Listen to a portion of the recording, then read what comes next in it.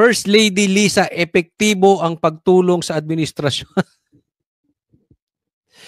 Epektibo pa yan, tinulungan ka pa niyan, nagkaloko-loko yung administrasyon mo. Paano naging epektibo yan? Eto, gusto ko pong bigyan ng komentaryo. No? Eto kasi may pinost po ito ng Abante. No? So, legit naman to. Tingnan po natin, ha? Ito yung sinabi ni Bongbong Marcos, PBBM. Sabi niya, baka pinasama niyan. Mayroong nga napunta sa Amerika. Di umano, di ba? Totoo ba yan? Kasama, asawa, nung nasa entourage ni Lisa, namatay sa droga. Tama ba or tamang-tama? Ako'y nagtatanong lang. Di ba? Paano naging epektibo? Paano nakatulong? Ano na itulong yan? Sa administrasyon mo, Bongbong Marcos po. Basahin natin. Once she gets hold of something and she decides to do it, she actually gets it done. Ano ba yung hinawakan niya? Pera. Kasi basta may nahawakan daw siya, siguraduhin niyang tapos. Pakilinaw mo. Ano ba yung nahawakan niya? Baka mamaya, cobra yan. Hindi natin alam. And she's very effective. Wow. Ano na lang kung hindi effective si Lisa sa administrasyon mo? Ibig mong sabihin, mas masama pa mangyayari.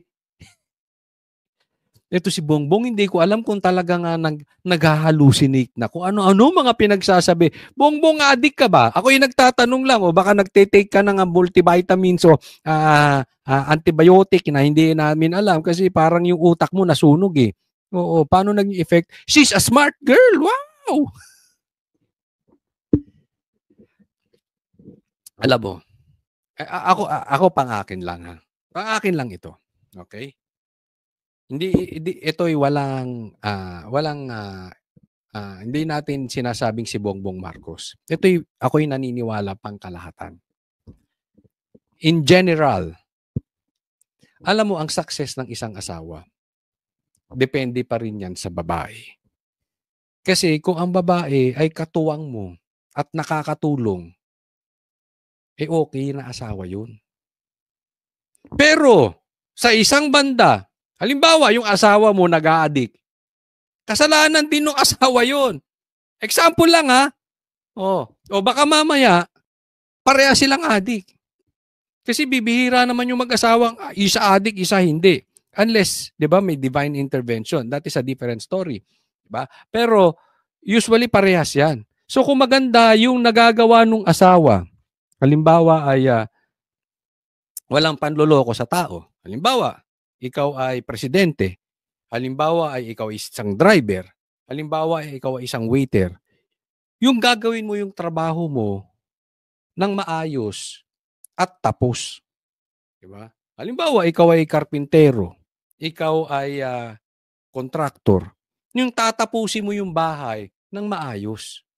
Yan po ang maayos na lalaki.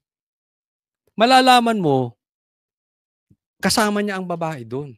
Ibig sabihin, natutulungan niya yung lalaki. Pero yung lalaki, halimbawa, kontraktor, ako talaga, sa totoo lang, galit na galit din ako sa kontraktor. Nakailang kontraktor na ako, garahe lang gagawin eh. Hindi tinatapos, bali pa ng bali. Di ba? Malamang aasawa nun, loko-loko rin. Bakit? Baka hingi ng pera, wag mo nang tapusin yan, total bayad ka na. Baka ganun, di ba? Ilang beses ako niloko. Garahe lang, bubong lang papatapos ko, inabot ng ilang buwan. Sabi ko, ngayon ko lang nalaman may mga kontraktor talagang ganyan. Hindi lang ako, pati si Master Judea, nagpakabit ng bubong, niloko rin, nakipag-away. Ganun din si Jay Guevara. Loko-loko. Baka yung mga nalolokong kontraktor na yun, loko-loko rin yung asawa. Usually, parehas yan. Yun lang ang point natin eh. Di ba? Asahan mo, pag ang asawa, adik yan. Pati yung, kasi bakit mo hahayaan yung asawa mong adik? Kung matino kang babae, sabihan mo yung asawa mo. Tama or tama-tama. Papaliwanag lang. Ano sabi niya rito? She's a smart girl. What can I say? Sabi niya, ano masasabi ko? I mean. What do you mean? Huwag mo nang gamitin yung word. I mean. And her legal training serves her well. Anong legal training? Pag-aabogado? Mali-mali nga yung ginagawa mo. Dapat kung matalino yan, hindi niya sinasabi na gawin mong ombudsman si Boying. Dapat hindi ka niya hinayaang sabihin mo na walang pumasok na baril sa KOJC. Di ba? Dapat yan, kung matinong asawa yan, ako sa paniwala ko, dapat, sasabihin ko, honey, pinalibing yan yung tatay mo eh. Magtulungan kayo ni Sarah. Ang tagal na ang baho ng pangalan nyo. Talo ka nga sa vice president. Pero ngayon naging presidente ka because of Sarah. Wag mong hayaang ganyanin nung pinsan. Ano ka ba namang klase, honey? Yan ang epektibo. Yan ang may alam sa legal. Oh. Honey, hindi naman maganda. Bakit ginawa mong speaker yung pinsan mo? Wala ka naman kayong delikadesa. Honey, nawawala na ang pera ng taong bayan. Ba't ka inabot ng 3 taon bago ka nagsalita? Di ba? Kung talagang epektibo si Lisa, dapat napayuhan ka ng maayos. Kasi yung pagkakamali mo, Bongbong Marcos, is not major. Hindi lang yun hindi yung bulilyaso. Major bulilyaso yun. Talagang grabe nangyari ngayon. This is the worst corruption in the Philippine history. Can you imagine that, Bongbong Marcos? Nasa Guinness Book World of Record na yung tatay mo. Ikaw pa, may record ka na naman. Di ba? Pag binigyan ka ng pagkakataon, dapat siya, honey, binagbigyan na kayo ng pagkakataon. Magsilbi ka na lang mabuti sa taong bayan nang sa ganun, ipasa mo yung kasi isipin mo, kung ito si Bongbong Marcos nagsilbi ng maayos, si Charis, sigurado magiging presidente sa susunod na mga panahon. At yung magiging apo mo, magiging presidente kung inayos lang neto, binigyan siya ng pagkakataon eh. Makakapag-iwan siya ng legacy. Anong iiwan niyang legacy ngayon? Nakawan, korupsyon. Sa tingin mo, mananalo pa si Charis maging president? Hindi na. Kalukuhan yun. In reality lang po, sinasabi ko tingnan po natin itong next. Kaya ito, susunod, ako naniniwala ako, tama yung pamamaraan na naisuggest nito, tao na ito. Pakinggan po nyo. Ito po, mati po rito sila, namati dito yung mga bobong nakaposisyon dyan sa Senado na hindi na maabogado, tapos nakaposisyon as Senate President, Blue Ribbon Chairman. Anyway, gusto kong bigyan ng komentaryo. Napakaganda dito no sinabi ni Cayetano. Kasi pinapanood ko yung yung September 21. I really believe every single person who went there sincere, gusto ng pagbabago, transformation, fed up na, galit. Pero makikita mo yung leaders, iba-iba direksyon. Meron resign pero wag si Marcos. Resign pero dapat si Sara. Resign pero si Marcos lang. Walang dapat mag-resign, dapat makulong. So dun po nag-start ko ma-discern na what if lang, what if. What if the President, the Vice President, lahat ng Senador, lahat ng Congressman mag-resign and then wag tumakbo ng isang cycle. Baka sakaling bumalik yung tiwala at pag may tiwala, dyan papasok talaga yung mas mabilis ang lahat ng ginagawa at gagawin para managot ang dapat managot. Yan, ako bilib ako sa sinabi ni Cayetano. You know why? Mabigat ito. Dapat doon natin tingnan sa konteksto na yon. Kasi nga meron nagsasabi na dapat makulong si Bongbong. Yung iba dapat makulong si Sara. Diba? Meron gano'n na, hindi, yung iba dapat wag mag-resign. Yung iba dapat managot. Yung gano'n. Issue? In short, may problema na sa tiwala. Diba? Na hindi natin maaayos ito.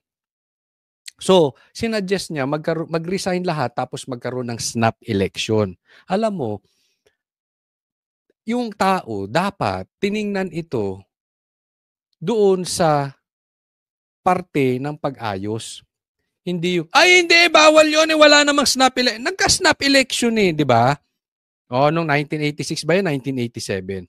Hindi, wala sa batas yung snap election. Hindi, wala sa batas yung mag-resign. Dapat ang tingnan natin dito, ang laki ng problema ng Pilipinas. Bukod sa korupsyon, wala nang tiwala ang taong bayan. Makukuha lang yung tiwala ng... Hindi ko sinasabing pabor ako dito sa mag-resign lahat, okay? Hindi ko rin sinasabing hindi pabor. Pinapaliwanag ko lang yung side ni Cayetano na wala nang tiwala yung taong bayan eh. Bakit hindi tayo mag-resign lahat? Diba? Tapos magka-snap election, wag tayong tatakbo in one cycle. May punto siya eh. May punto si Cayetano. Dapat tiningnan to nung mga kasamahan niya, lalo ng senador, dapat nag-isip kayo. Alam nyo anong ibig sabihin nito? Malinis si Cayetano. Hindi siya kapit-tuko. Kasi willing siyang bitawan yung posisyon niya eh. And at the same time, pag binitawan mo yung posisyon mo, kung may bahid ka ng pagnanakaw, delikado ka. Diba? So, dapat tinignan natin, oo nga. At tingnan natin to mga kababayan, mga banateros, mga DDS. Tingnan natin to doon sa parang drug test. Sinusubok lang eh. Ha? Sabihin natin, yung presidente, yung vice president, yung senador, yung congressman, lahat magpa-drug test. Huwag na muna natin pag-usapan yung batas. Willing ba kayo magkusang loob, magpa-drug test tayo nang makuha natin pabalik ang tiwala ng taong bayan kasi sinasabi, halimbawa lang to, this is just an example. Halimbawa, marami nagsasabi na marami sa atin ay adik. Sinasabi presidente, adik. Sinasabi si ganitong congressman, adik. Sinasabi si senador na ganito ay adik. Bakit hindi lahat tayo magpa-drug test? Ano sasabihin ng iba? Ano sasabihin ng tuta? Wala sa batas yan na iuobligahin mo kami magpa-drug test. Diyan pa lang kita mo na eh. Sino yung adik? Or kung hindi man siya adik, may pinoprotektahang adik. Mismo. Di ba? Yun lang yun. Kaya yung iba, ayaw mag-resign kasi guilty, takot. Masisilip eh. Pag wala ka na sa posisyon. Or, kailangan nasa pwesto siya para maprotektahan niya yung amo niya na magnanakaw. Same, di ba? Sino bang matatakot sa drug test? Natural, yung addict. Ha? Magkahamunan ngayon. Gusto mo magkahamunan lahat ng vloggers, pa-drug test tayo eh. Di ba? Alam ko kung sino yung uurong. Addict yun eh. Di ba? Coach Oli, ba't mo kami iibligahin? Mag-vlog ka dyan. Huwag mo kaming pakialaman sa vlog namin. O, di ba? Alam na natin. Tawa lang ako dun sa mga nagko-comment ng ayaw namin mag-resign kayo, gusto namin makulong kayo. Dun sa mga guilty, pag nag-resign, mas madaling ipakulong. Hindi mas mahirap. Exactly. Yan yung sinasabi natin eh, di ba? Yung iba, ayaw talagang bumaba ng pwesto. Yung iba nga, nag-assign pa ng ombudsman eh. Why? Alam na natin. Di ba?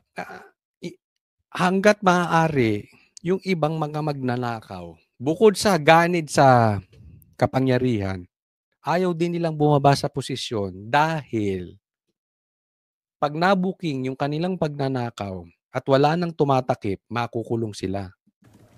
Kasi yung suspect mo nasa gobyerno lahat ngayon eh. So mismo. Habang nandun sila sa pwesto, mahirap. mas mahirap talagang panagutin. Correct. At kung ikaw mastermind, mas madali mong guluhin kung mga kapwa mo na sa gobyerno, nakapwesto pa lahat. Yan ang sinasabi. Di ba? Hindi ba tama? Hindi ba tama ang sinasabi ni Cayetano? May nanggugulo. Di nyo napapansin? May nanggugulo sa investigasyon. May nanggugulo sa Congress. May nanggugulo sa Senado. May nanggugulo pa kung saan-saang mga posisyon. Ayaw makarating sa mastermind. Na-obvious nyo ba? Ang gustong puntiryahin yung mga bubwit. Ayaw makarating sa mastermind. Ililihis. Di nyo ba napapansin? Ililihis sa Duterte. Halata eh, di ba? How do you respond to mga nagsasabi na kung seryoso po kayo, bakit hindi nyo pangunahan? Pangunahan ko. Payag ako mauna. No problem doon. Will you do it now, sir? No, mauna means lahat kami. Walang nagsasabing ikaw mag-isa. Kung mag-isa ako, hindi mangyayari yon. Ang natin, national renewal, di ba? Alam mo, ang bobot, hindi ko alam kung ako honestly, hindi ko alam kung kanino galing yung salitang, mauna ka. Hindi ko alam kung sa vloggers nagsimula yan, o sa dilaw, o sa pula. Pero nadidinig ko, di ikaw mauna. Bakit idadamay mo pa kami?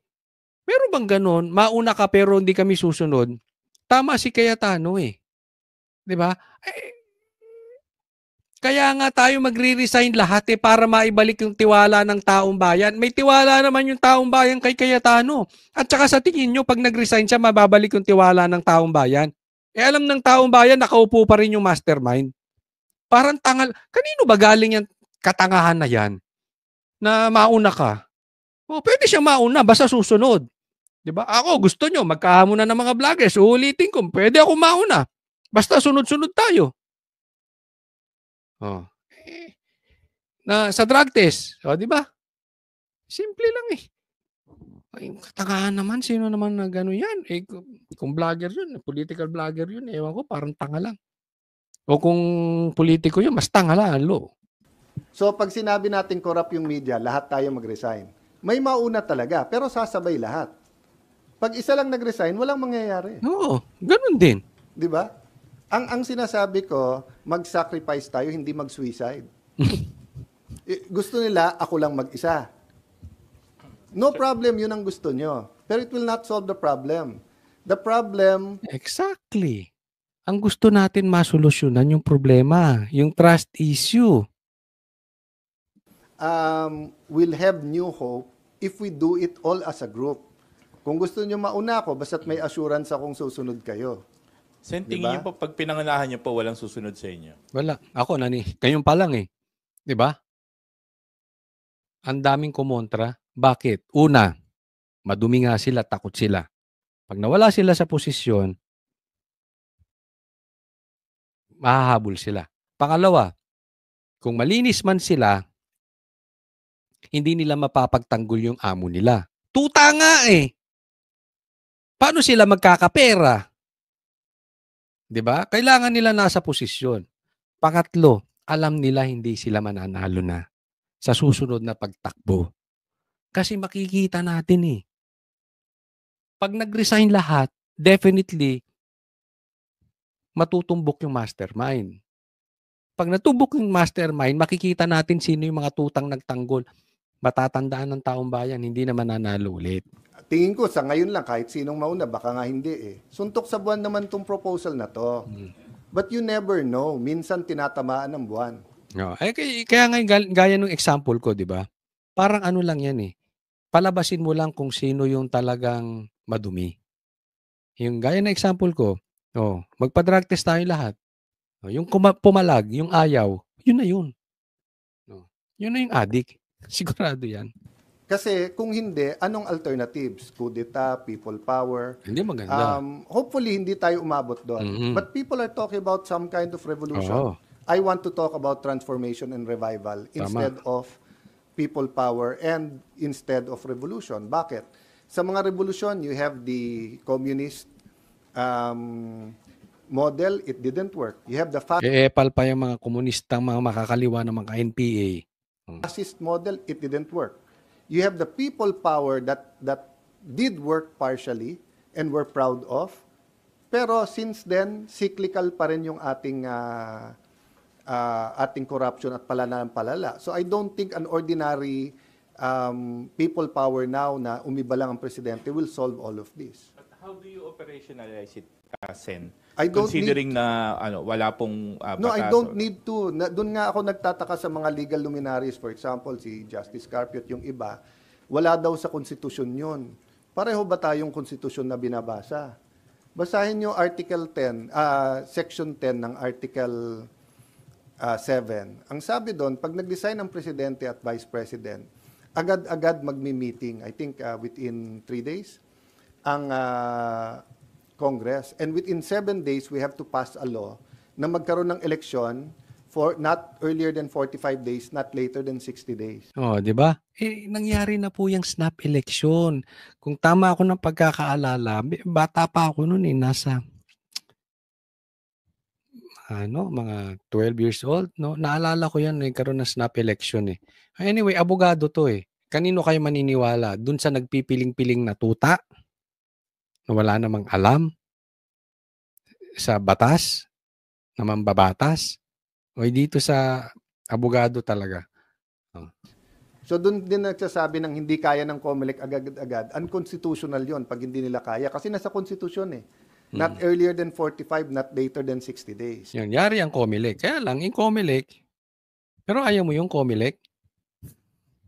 Marami na naman kayong kliyente. Mali ka doon, COMELEC. Yun lang, kailangan pagpasa namin ng batas na yon, nakalagay na rin doon na dapat Senate at House kasama na.